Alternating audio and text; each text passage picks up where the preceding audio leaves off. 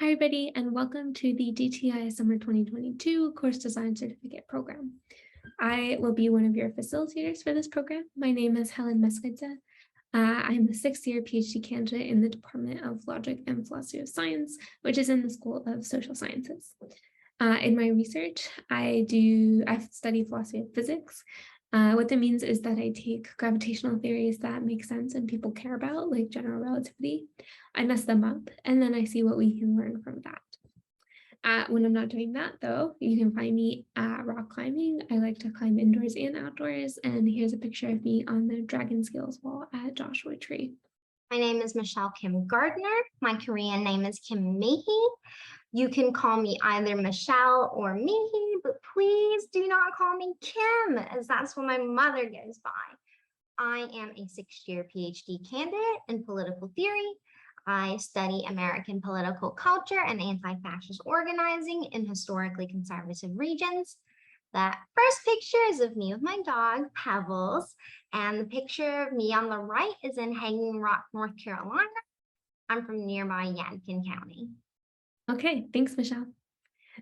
So I wanted to start us off by overviewing again what you've signed up for in the certificate program.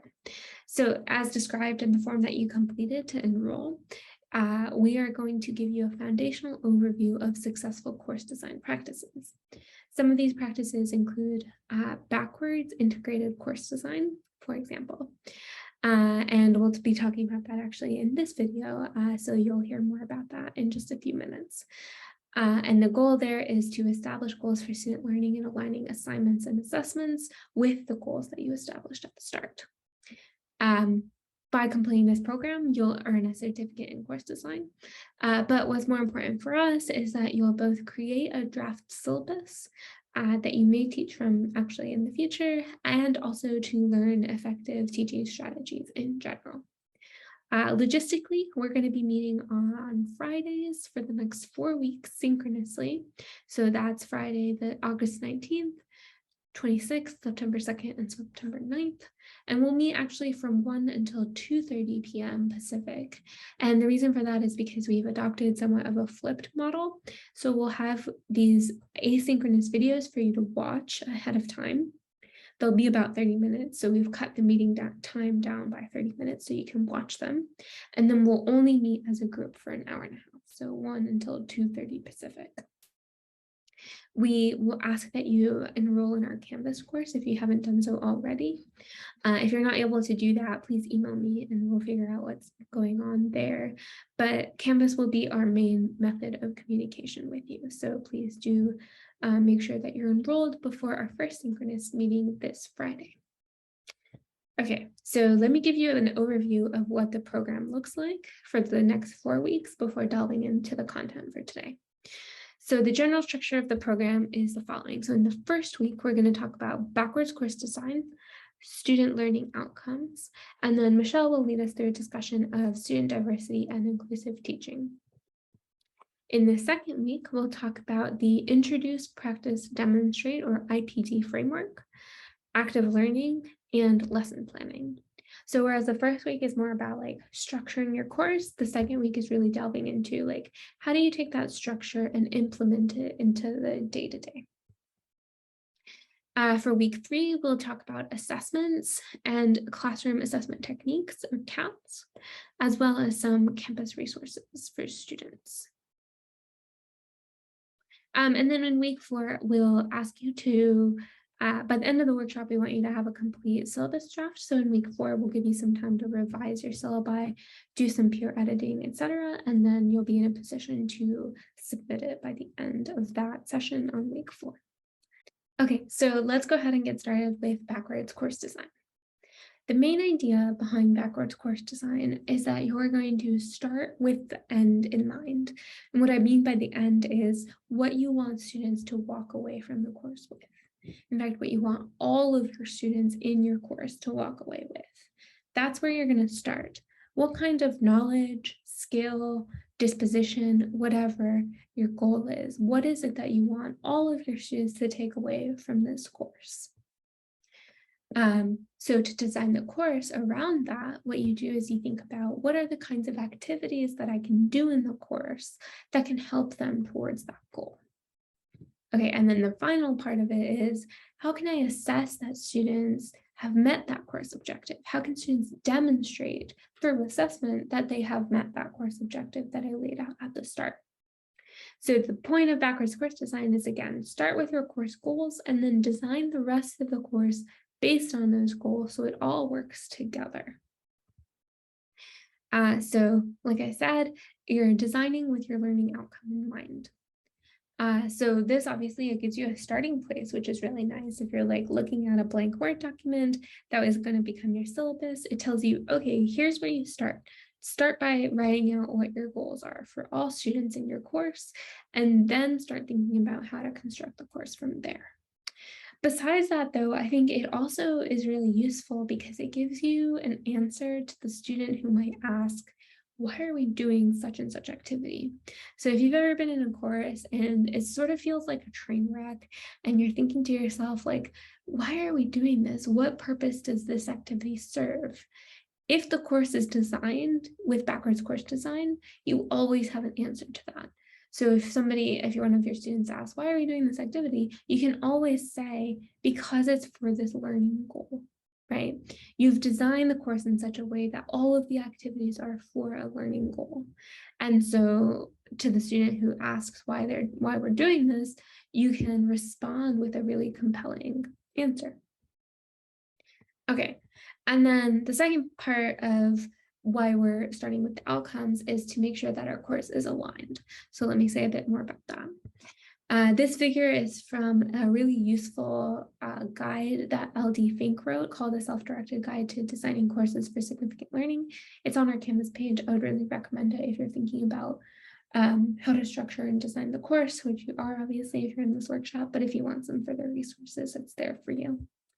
Okay, so what does it mean to have an aligned course? Basically, all of the components of the course work together. So your learning goals, your activities, and your feedback and assessment make sense when you think about them together. Let me give you an example of something that's not aligned, and you'll see what I mean. So suppose you want students to write a paper by the end of the course. That's the learning goal, is that students be able to write a complete argumentative paper. But in class, all they do is listen to you lecture. So you're just lecturing at them about some course content. Now, the lecture does not help them towards that learning goal, right? So you might think, well, it's providing them some foundational knowledge, but it's really not giving them the skills that they need in order to write the paper, right?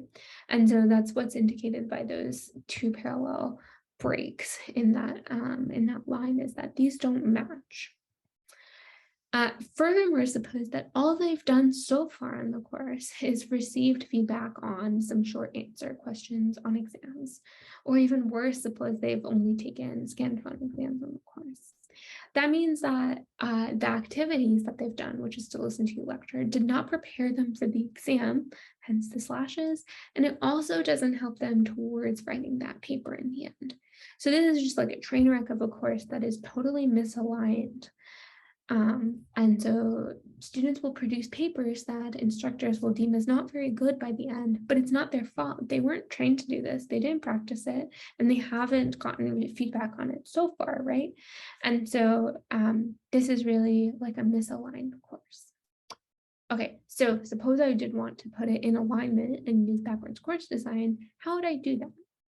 Again, I'd start with my learning goal is I want students to write a paper. Okay, if I want students to write a paper by the end of the course, what are the teaching and learning activities I need to do in the course? I have to give them opportunities to actually write, to express their voice, to have practice with synthesizing ideas, to have practice summarizing concepts, that kind of thing, right? So that'll help me get alignment between my learning goal and the activities. What should I do in terms of assessment? Well, one idea might be to ask students to submit a thesis statement and give them feedback on it. You could do that to help sort of scaffold a little bit more of their working on the paper.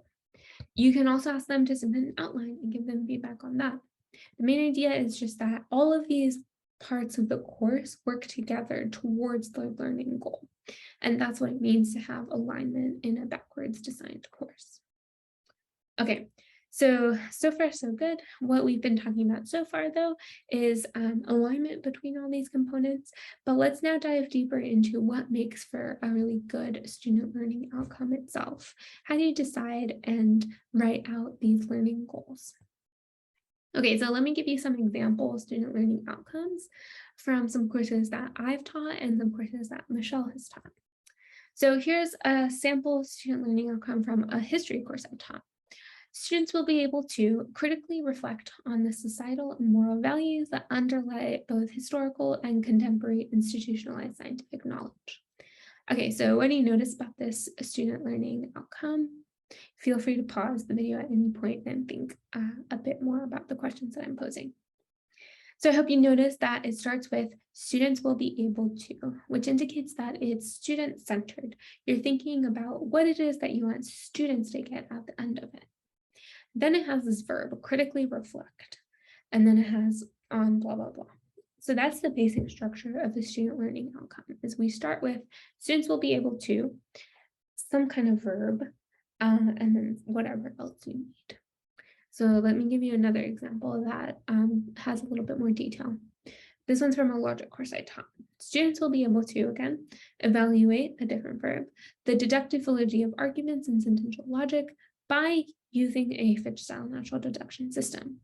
So not only is this one student-centered, it's also measurable because I've given the by using blah, blah, blah.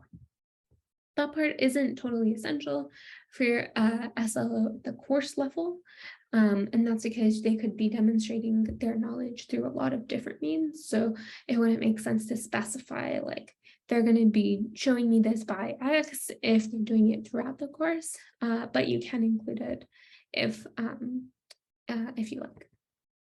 Okay, so here's one from a political science course Michelle taught. Students will be able to identify aesthetic categories of politics that have become a tool for engagement, both online and offline.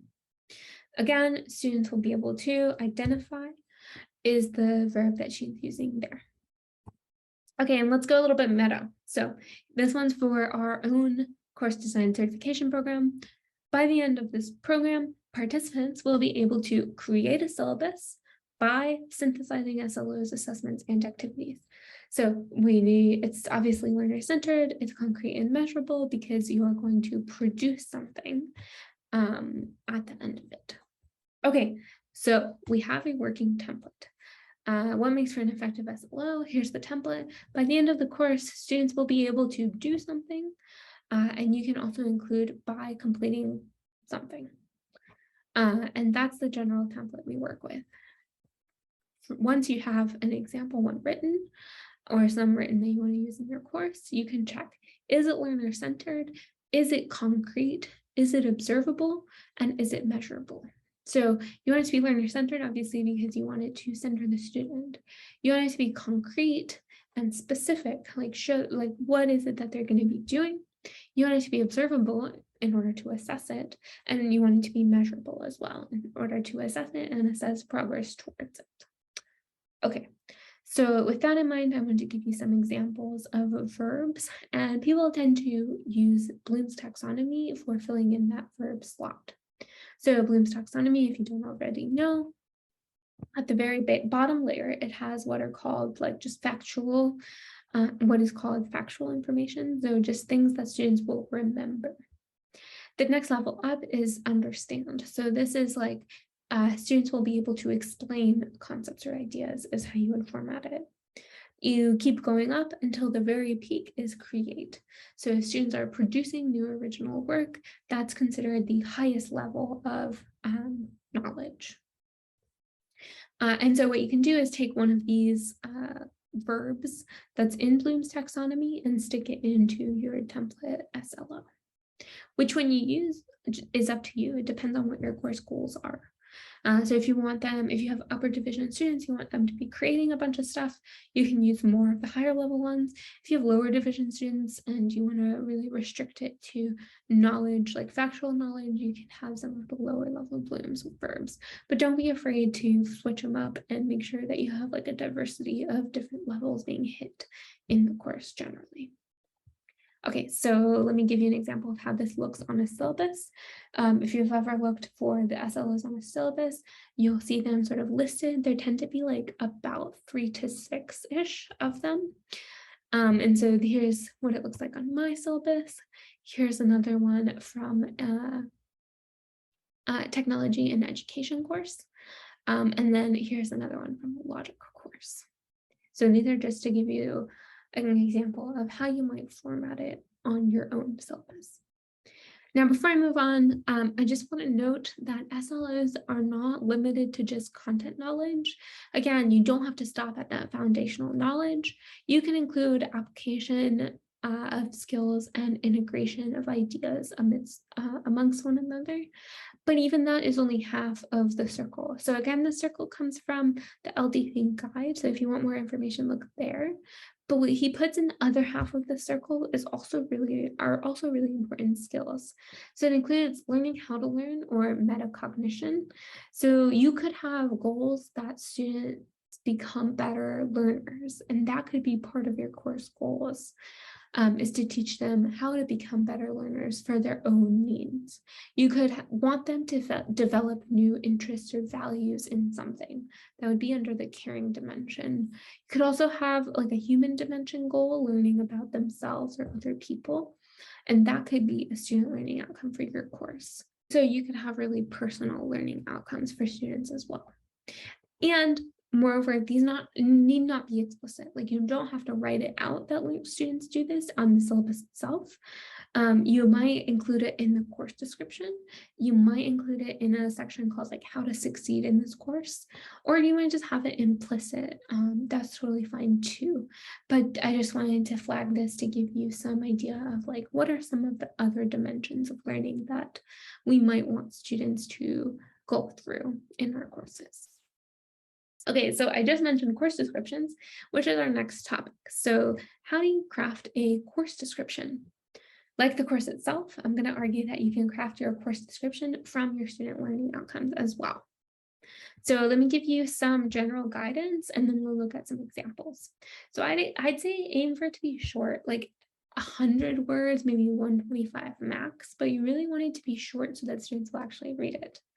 I think starting with some kind of sentence that grabs student attention about the course would be really effective.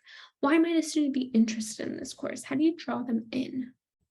Then I talk about like the big picture skills or knowledge the course focuses on. So this is like one step up from your SLOs. Think what unifies your SLOs and sort of put that in the course description. And then finally, give students a sense of you and of the course. What kind of approach will you take in the course? Will it be heavy on active learning? Will it be heavy on group work, et cetera, et cetera?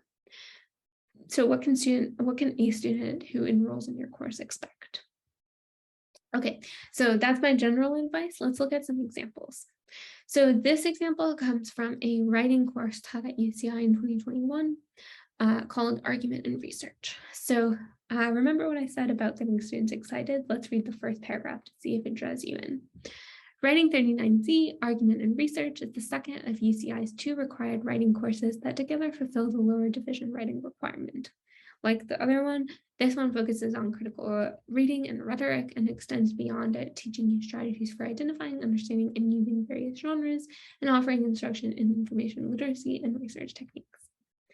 Great information. I'm not sure that the requirements fulfilled by this course need to be the first sentence.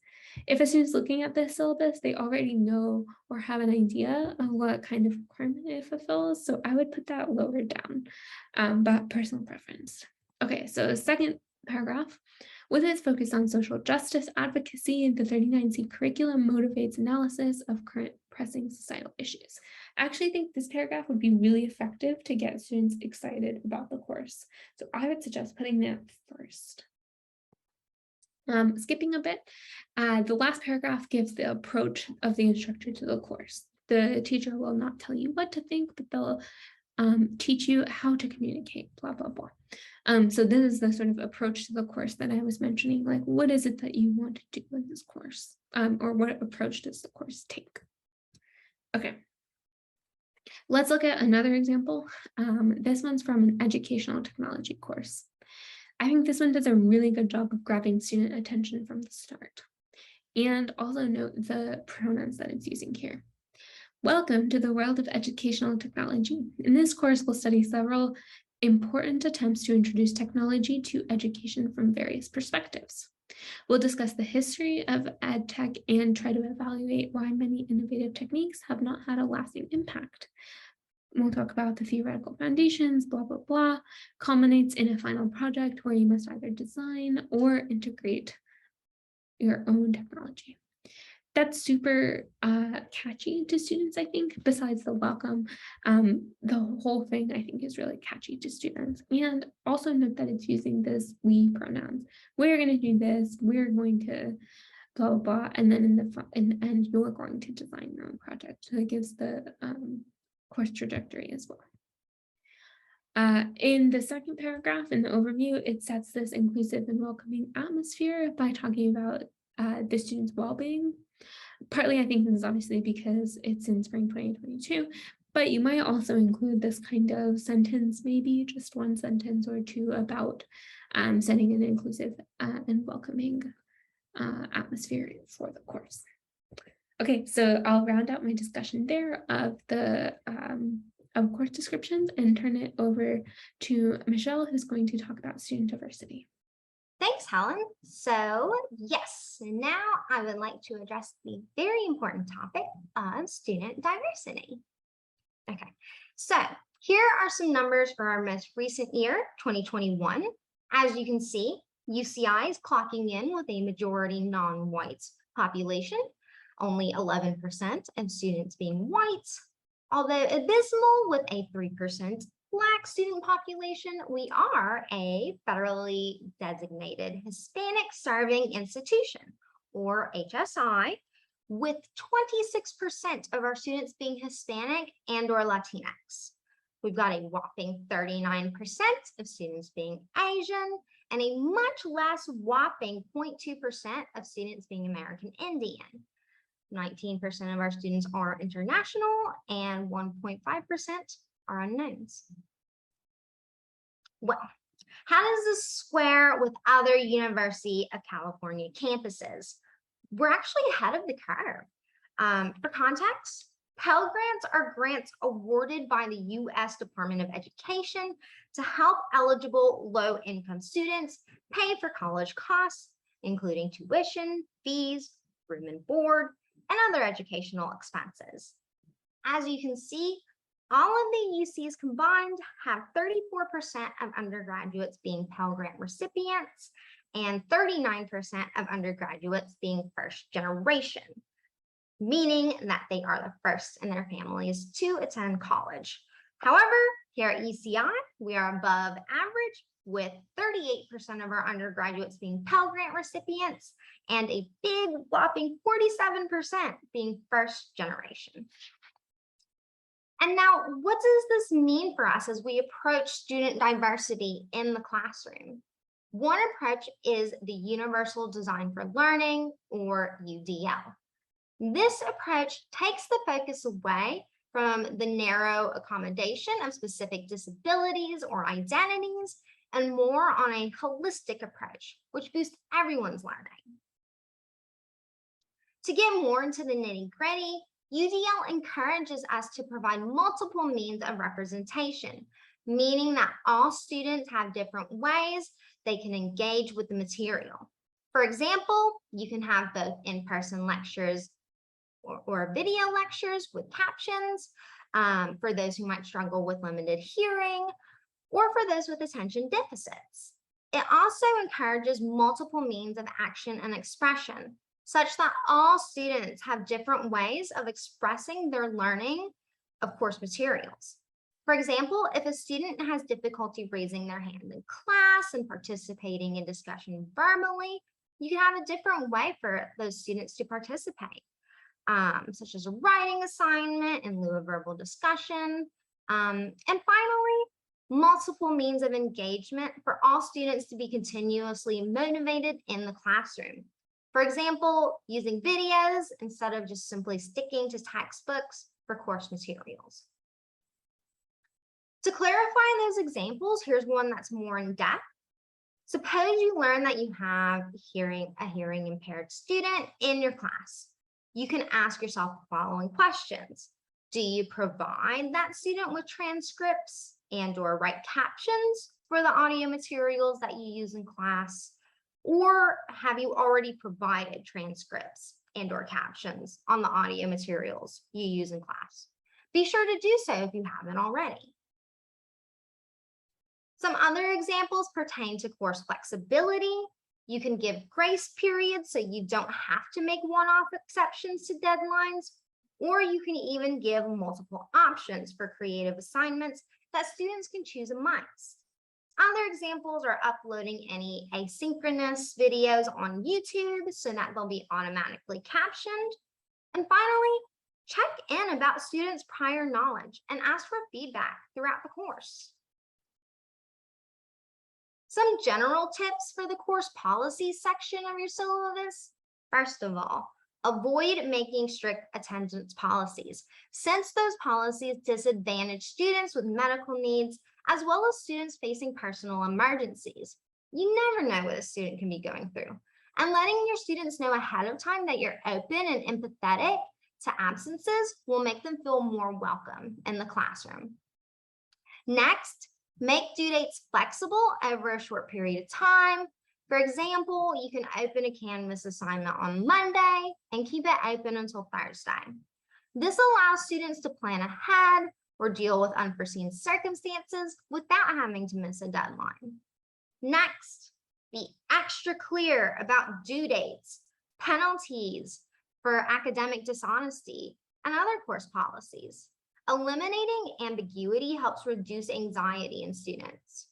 Avoid banning laptops. Students may have a need for a computer in order to learn for whatever reason it might be, and you should demonstrate a willingness to be open and amenable to diverse learning styles. Next, share strategies for students to be successful in your course. For example, if you have a writing-heavy course, perhaps provide some tips or an outline of what you're looking for in those essays.